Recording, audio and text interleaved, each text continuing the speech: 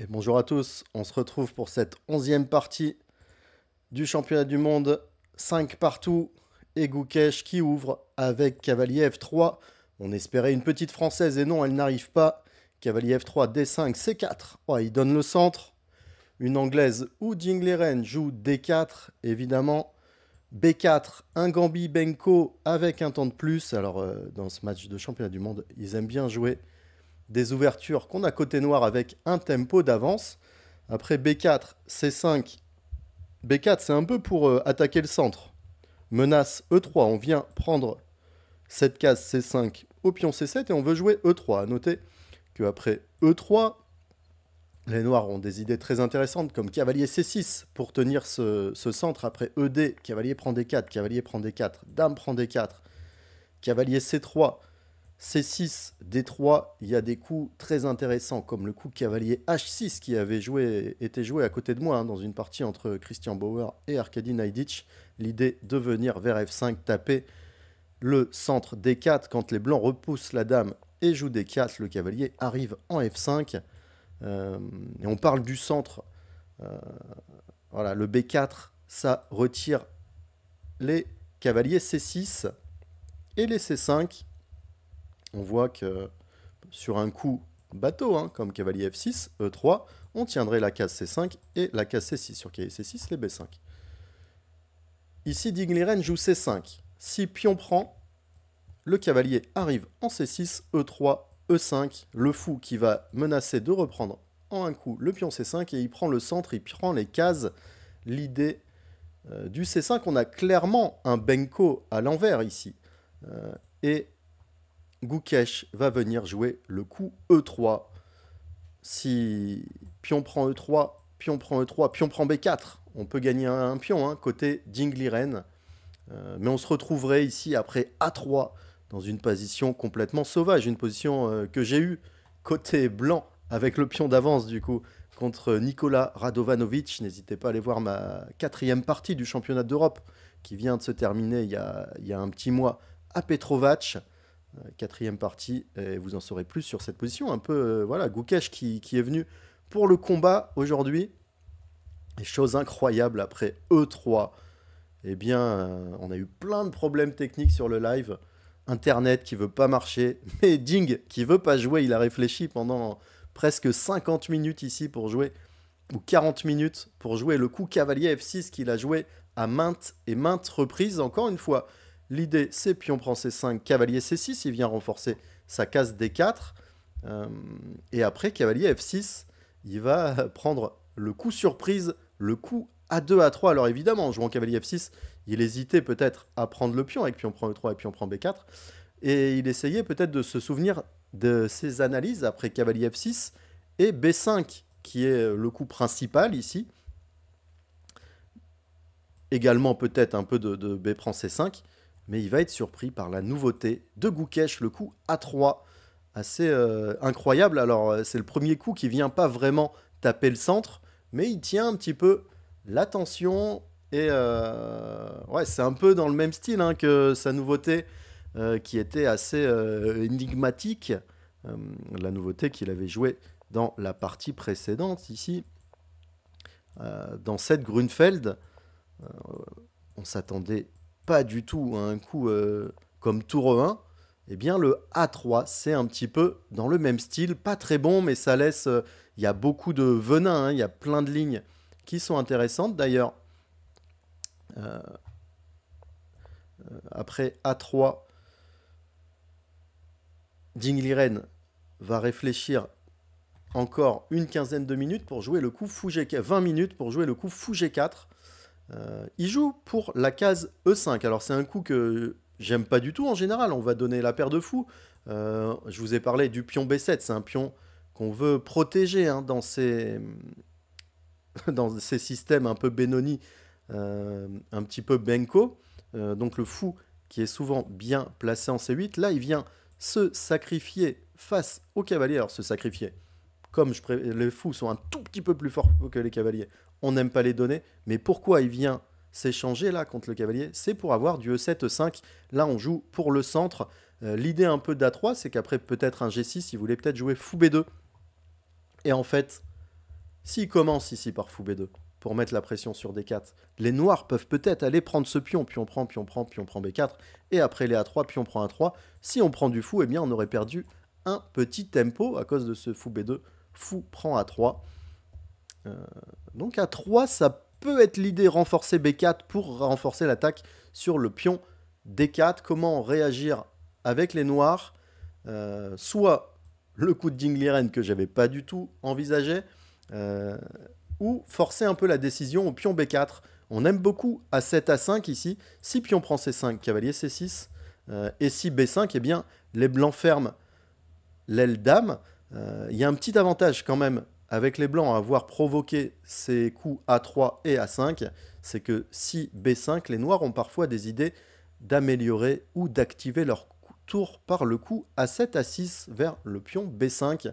Donc c'est une petite amélioration ce A3, A5, pas suffisant pour donner un avantage blanc, mais quand même. Et le meilleur coup des noirs, c'est cavalier C6, qui vient attaquer le pion B4, et ici après B5, cavalier A5, alors meilleur coup d'ordi, mais sur l'échiquier, si on ne connaît pas l'évaluation après A3, jamais on va aller se créer un cavalier comme ça hors jeu sur l'aile dame. Un coup très dynamique et que j'ai beaucoup aimé pendant le live également, c'est le coup G7, G5, avec l'idée de renforcer la case D4 en menaçant G4, et un sacrifice de pion, alors qui est très, je vous en ai pas parlé, mais dans cette position, après B4, il y a G5 qui existe, il y a également F6 avec l'idée de jouer E7, E5, donc quand on connaît ces idées de sacrifice de pion pour prendre l'espace, on peut y penser aussi, essayer de punir le coup A3, pardon, essayer de punir le coup A3, et il faut que je reprenne, qui semble un petit peu hors du centre, hein. Mais après G5, cavalier prend G5, E5, il y a une très jolie variante ici, après pion prend D4, tour G8, si cavalier F3, on voudrait jouer E4 hein, et prendre l'avantage, mais il y a un très joli coup, après tour G8, c'est le coup D5, certainement encore hein, dans la prépa de Gukesh, parce qu'il doit être paré à toute éventualité, que Dingliren connaisse un peu cette ligne, et après D5, tour prend G5, D4, ça serait une position absolument sauvage. On espérait intérieurement un petit peu cette position, mais non, elle n'arrive pas. Et Dingliren qui va quand même jouer un coup stratégiquement très risqué, donc ce fou G4. Et ici, on a vu que l'ordinateur aimait beaucoup D3, suivi de fou E2, renforcer hein, les cases avant d'aller chercher cette paire de fous avec H3, parce qu'après H3, non, il a joué pion prend D4, pardon, c'est prend D4 et H3, ici, bon, il donne le fou, c'est forcé, si fou H5, G4, fou G6, fou G2, on va vite taper ce pion B7, hein, sur les cavaliers C6, il y aura toujours les B5, avec une position agréable pour les blancs, H3, fou prend F3, dame prend F3, dame C7, et au final, ici, Gukesh va jouer très vite D3, un coup très logique, mais il fallait jouer C5, renforcer les cases noires ici par C5, fou B5. Les renforcer, pourquoi? Parce qu'après D3, A5, B5 qui a été joué très vite, un des pires coups positionnels à mon avis des championnats du monde. Ici après A5, alors jamais on voudra mettre le fou en B2, parce que maintenant quand le fou vient prendre ce cavalier F3, on a toujours les E7, E5. Donc le fou va rester sur cette diagonale pour s'activer. Les blancs qui ne peuvent pas garder hein, cette case C5 importante pour le cavalier, mais qui aurait dû ici jouer B prend A5, ouvrir au minimum la colonne B et avoir une position intéressante. C'est pas du tout mieux pour les blancs, mais après B5, eh bien, Dingliren va très bien jouer cavalier BD7, G3 et cavalier C5. Regardez ce cavalier totalement dominant. Alors on va revenir à ce coup cavalier BD7. Les deux pions et le cavalier qui contrôle totalement hein, la majorité blanche à l'aile dame. On n'a plus la paire de fous, mais un cavalier en C5, ça en vaut deux, ça vaut presque une qualité. Après, cavalier BD7, ici, Gukesh s'est rendu compte de son erreur, et c'est pour ça qu'il aurait dû prendre en A5 pour plus tard hein, mettre au moins un peu de pression avec une tour en B1. et avoir un peu de jeu. Ici, il va rattraper Ding Liren au temps. Il a 1h53 et après cavalier BD7, il va réfléchir plus d'une heure pour jouer G3. Et oui, la position devient très très difficile. Mais que faire d'autre que G3? Eh bien, il n'y a pas de solution. Il réfléchissait peut-être à jouer le coup G4, mais ça serait très affaiblissant après cavalier C5, puisque le cavalier F6 aurait une très belle case en D7. D'ailleurs, après fou G2, il y a H5 qui est absolument magnifique. Petit roc serait kata, ça serait mat en H2. Mais si les blancs jouent le coup G5, eh bien, le cavalier est très bien placé en D7 qui vise la case E5. On a créé plein de faiblesses ici dans l'aile roi des blancs. Donc il joue G3. Mais il l'a joué à contre-cœur parce que la position est très très difficile. Peut-être qu'il a réfléchi à des coups comme Dame D1 ou Fou E2. Alors Fou E2, ça serait kata aussi, hein, parce qu'après cavalier C5, les idées de E5, E4, cette case doit être contrôlée hein, par les blancs. La structure qui est très mauvaise hein, avec le cavalier qui vient s'installer ici. G3, au bout de presque une heure de réflexion. Cavalier C5, très bon coup à tempo. Fou G2, importantissime. Si cavalier BD2, cavalier FD7, le cavalier qui arrive vers E5 et vers D3. Fou G2 ici, cavalier E5 et le cavalier va prendre en D3 avec échec. On peut se dire, qu'est-ce qui se passe après Fou G2? Est-ce qu'il n'y a pas cavalier B3? Et c'est là toute la chance hein, de Gukesh. Si Fou G2 passait pas, il aurait une position presque foutue. Ici, cavalier B3 va pas parce que Dame prend B7 vient taper la tour. Dame prend B7, Fou prend B7, tour A7. Et l'échec intermédiaire, Fou C6 échec, ici que ce soit sur cavalier D7 ou roi D8, eh bien les blancs vont pouvoir jouer Fou B2. Par exemple, allez, on le fait. Cavalier prend 1, Fou prend 1. Et pour la qualité investie, on aurait un pion avec une position compliquée. Rien de grave côté blanc ni côté noir, c'est une position cavalier B3 qui n'est donc pas possible. Et ici, c'est le choix pour Ding Liren. Est-ce qu'on joue positionnellement avec E5, petit roc, Fou D6, par exemple cavalier D2 ou A4, petit roc.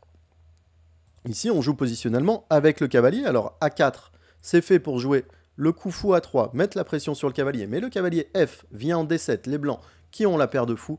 Mais regardez ce très beau centre des noirs, ça a l'air mieux pour les noirs. Peut-être qu'il a calculé cavalier D2, tour AE8 ou F5. C'est tout ce qu'on a vu en direct et qui a été ensuite validé par l'ordinateur. Ici, les blancs peuvent plus ou moins s'en sortir avec un plan à base de tour B1 suivi de cavalier B3 pour mettre une pression sur C5. Mais positionnellement, on serait quand même plutôt côté noir. Et Ding Liren qui va pas partir là-dessus, mais qui va partir pour le combat direct pour le cavalier FD7. Et c'est notamment hein, pour un de ces coups que Gukesh a énormément réfléchi sur son coup G3. Cavalier FD7, très bon coup. Petit roc. Cavalier E5, les blancs hein, qui ne pouvaient pas empêcher la prise du pion E. On peut se dire, allez, est-ce que Fou F4 pour contrôler cette case? Mais ici, E7, E5, et avec un très bon développement, un net avantage pour les noirs. Il joue petit roc, cavalier E5, Dame F4, crée un petit un petit vis-à-vis. Si cavalier C prend D3, Dame E4, avec une position compliquée. Donc Ding Liren va venir protéger. Il y avait peut-être d'ailleurs sur cavalier prend D3, Dame prend D4 également. Donc Ding Liren va jouer le coup qu'il a prévu tour D8. Il protège D4. Il veut aller prendre D3. Et ici, l'erreur côté Gukesh, il va jouer un coup très passif, le coup tour D1. Il vient empêcher cavalier prend D3 parce qu'il y aurait tour prend D3. Et c'est joué très vite ici. Hein. Le coup tour D1 qui est joué avec à peine une minute de réflexion. Et Ding Liren qui va lâcher son coup ici, qui va lâcher rapidement le coup G6 à tempo au bout de 2 minutes à jouer. Premier coup du tout, qu'est-ce qu'on doit faire après tour D1? On vient de protéger D4. Ces coups cavalier FD7, cavalier E5, ils sont faits pourquoi? Pour aller chercher ce pion en D3. Et pourquoi ne pas... Ici, il y avait deux possibilités. Hein. Jouer par exemple Dame B8 pour menacer cavalier prend D3. Je rappelle, cavalier prend D3, tour prend D3. Cavalier prend D3, il y a Dame prend C7. On avait, en tout cas, Pourquoi j'ai mis un douteux au G6? Parce que soit on allait pour Dame B8 pour cavalier prend D3, ou E6 pour fou D6. En tout cas, on essayait de trouver un moyen, et c'est même pas essayer de trouver un moyen, on réfléchissait. Jing Liren a joué à tempo le coup G6. E6 lui aurait donné une très très bonne position, avec l'idée de se retirer du clouage par fou D6 et de pouvoir roquer, d'attaquer ce pion D3. La position a été très très difficile à jouer, avec une évaluation de moins 0,95 ici après ce coup E6. Mais on comprend, c'est un coup logique. Le coup G6, douteux à cause du temps de réflexion et aussi par le fait que, après le très bon coup de Gukesh à 3 à 4, eh bien, il devient plus difficile d'attaquer ce pion E6. Regardez la différence si E6, A4, fou D6, fou A3 ou tour A3 comme dans la partie, eh bien, on va pouvoir jouer cavalier E prend D3 avec l'attaque sur la dame. Alors, il y avait... J'avais analysé une belle variante là après E6. Donnez-moi une petite seconde, même pour ce replay. C'était à base de B6, Dame B6, cavalier D2. Ouais, ici c'était juste mieux pour les blancs.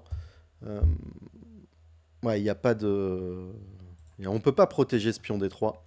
On avait vu le coup fou F1 pour essayer de protéger D3. Ici G7, G5 gagnerait la dame à cause des fourchettes en F3 sur Dame F6, il y a tour G8. Ouais, je sais pas quoi dire. E6 donnait un net avantage pour les noirs. Il joue G6 et ici A4. Très très bon coup encore une fois, qui avait prend D4. Tour prend D3. L'idée de Jing Liren, c'est peut-être ce qu'il a joué au bout de quelques minutes de réflexion. 8 minutes, le coup H5. Et oui, on voit que malheureusement, après fou G7, les blancs peuvent jouer fou A3, cavalier prend D3, tour prend D3. Si petit roc, fou prend C5, allez, je vous la mets à la variante, petit roc, fou prend C5, dame prend C5, fou prend B7, les blancs gagnent un pion. Si on protège ce pion par le coup B6, eh bien, le très joli fou C6 échec, on profite du clouage pour déroquer ce roi sur cavalier prend C6. Il y avait dame prend C7, ici, les blancs se retrouvent dans une très bonne position. Donc, il va tenter ce H5. L'autre possibilité, c'était après A4 de jouer maintenant un dame B8 ou un tour D7 pour menacer les cavaliers prend D3. Mais ce coup A4 ouvre la possibilité aux blancs de protéger le pion par tour A3, même si pour l'instant on n'est pas très bien placé.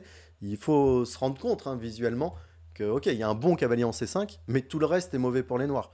Paire de fous, la structure qui, au final, dès qu'on va échanger quelque chose, ça va nous permettre, dès qu'on va attaquer un peu ce cavalier C5, ça va nous permettre de jouer à l'aile dame. J'avais joué une position très difficile en Coupe du Monde à Bakou 2023 contre le nouveau champion d'Europe, Indjic, dans ce style de position.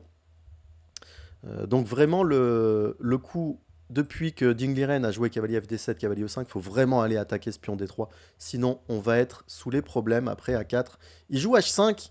Ok, son idée, on la voit, son idée c'est fou A3, fou H6, la dame qui n'a pas de case, dame H4, et cavalier prend D3, gagner ce pion. C'était peut-être son idée en jouant G6 tempo, mais ici, très joli coup après G6, après H5, de Gukesh qui va jouer B6 pour dame B8, fou A3, fou H6, dame H4, cavalier prend D3, la catastrophe, tour prend D3, cavalier prend D3, dame prend E7, échec et mat. Et Jing Liren qui commence à réfléchir après le B6 de Gukesh. Et il va pas vouloir partir pour cette variante, c'est sûr que c'est ce qu'il voulait au départ. Il a peut-être, pendant sa longue réflexion ici, réfléchi au coup G5, dame prend H5 et cavalier prend D3. Il n'y a plus la prise en E7, les noirs ont gagné une qualité. Néanmoins, c'est très très très difficile à jouer. Cavalier F3 par exemple, cavalier E5, dame F5, très dur à évaluer. Il s'est dit ok, ça peut être moins bien, là on le comprend. Par contre, il aurait peut-être dû réfléchir ici au coup B6, dame B8, fou A3 et cavalier prend D3. La position est très sauvage après dame D2, E5, dame prend A5. Ouais, il n'a pas voulu partir là-dessus, rester sur quelque chose de plus positionnel, mais qui lui plaisait quand même pas trop. Après dame D6, fou A3, la grosse différence avec la dame en D6, c'est que si fou H6, comme dans la partie, eh bien, fou prend C5, on retire la pression du pion D3. Fou prend F4, il y a évidemment fou prend D6, et les blancs gagnent une pièce. Donc, dame prend C5, seul coup, dame E4, on se retrouve dans une position à fou de couleur opposée. Et le fou qui devient un fort 1. On rêverait d'avoir ce cavalier E5 en C5. Échangeons, mettons la dame en D6 et la cavalier en C5. La position noire est très agréable à jouer. Mais ici, beaucoup de pression sur B7, cavalier C6. Alors un coup normal, mais en C5, le cavalier attaque beaucoup de cases. Ici, il est plus dans un rôle défensif. Il tape dans ses propres pions. Il y a un petit peu de cavalier B4 tout de même. Et surtout, il est là pour protéger cette case B7 après cavalier C6. Cavalier A3, très bon coup de Gukesh. Encore une réflexion de Ding Liren, on est au 21e coup, 18 minutes pour le champion du monde, 20 minutes pour son jeune challenger.